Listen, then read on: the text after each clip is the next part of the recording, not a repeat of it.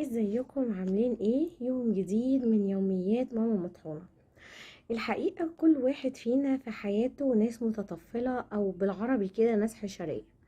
يعني تخيل نفسك كده تبقى راكب المترو او راكب اي حتة، وموبايلك يرن مثلا، تلاقي كل الناس اللي حواليك عينيهم في تليفونك.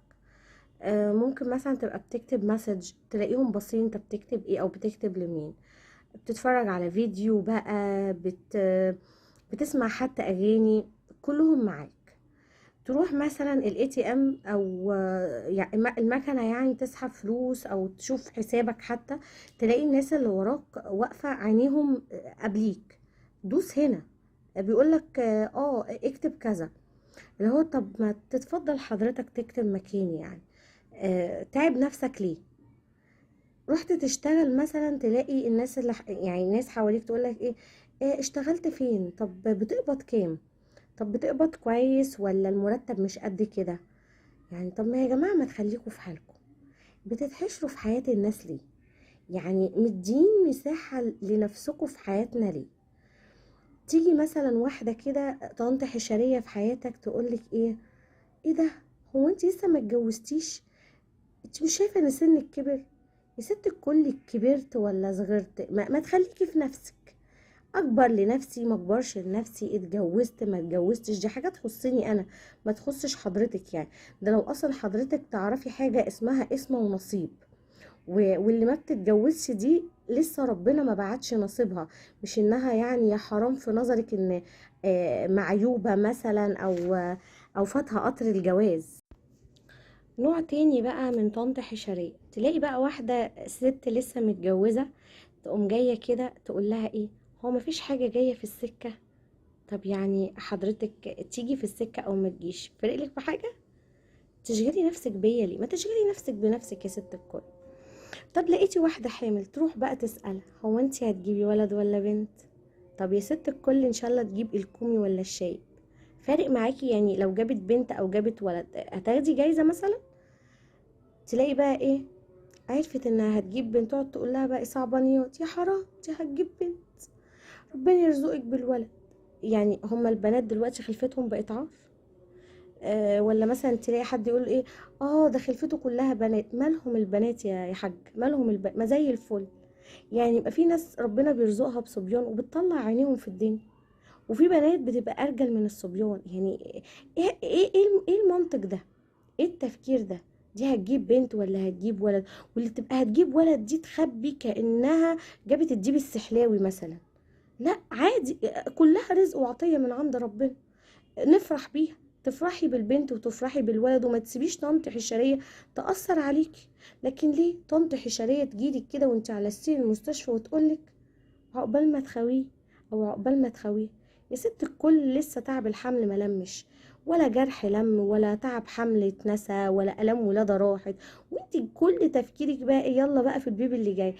داخلين نلعب كوره بقى، احنا كده بنعمل فريق. مش مهم بقى الصحه تروح، المهم طنط حشريه تكون مرتاحه. في ناس بيبقى ربنا لسه ما اذن لهمش بالخلفه، فتلاقي بقى طنط حشريه تيجي كده بمنتهى الثقه اللي هي فيها. يا ترى في سبب يعني للخلفه؟ هو يا ترى العيب منك ولا منه؟ آه طب على فكره انا اعرف دكتور كويس قوي، دكتور شاطر، احنا مجربينه، تحب اجيب لك رقم ولا احجز لك عنده؟ طب ما تسكتي، انتي مالك؟ يعني روحي احجزي عند دكتور امراض نفسيه اسهل، هتتعالجي وهتبقي ست زي الفل، وتسيبي الناس في حالها. ليه تضايقي حد؟ ليه بنضايق بعض؟ يعني ليه نسبب اذى نفسي لبعض؟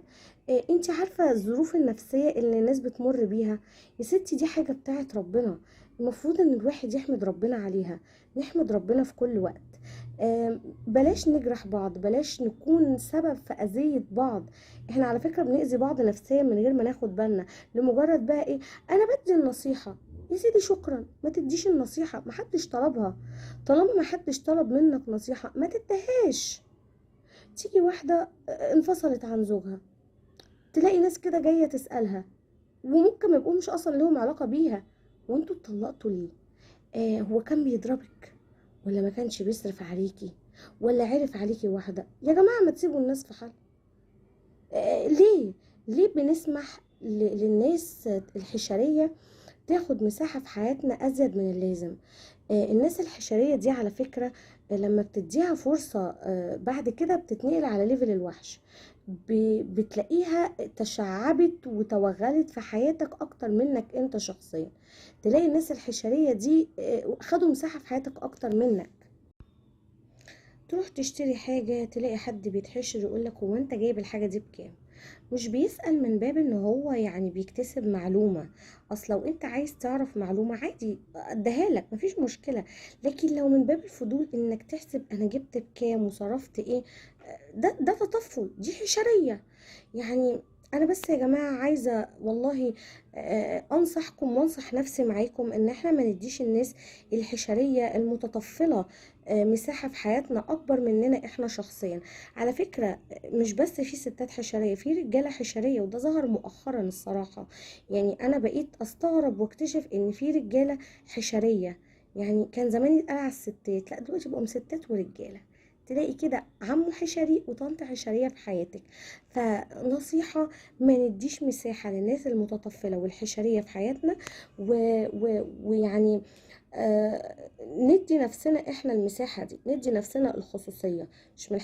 مش من حق حد يطلع على خصوصيتك او على حياتك او على اي حاجة خاصة بيك طالما انت مش عايز تدي المساحة دي في حياتك لحد. انت حر، انت حر. يا رب يكون كلامي عجبكم. ما تنسوش تعملوا لايك وشير وسبسكرايب وتعليقات حلوة كتير. اشوفكم على خير في يوم جديد من يوميات ماما مطحونة.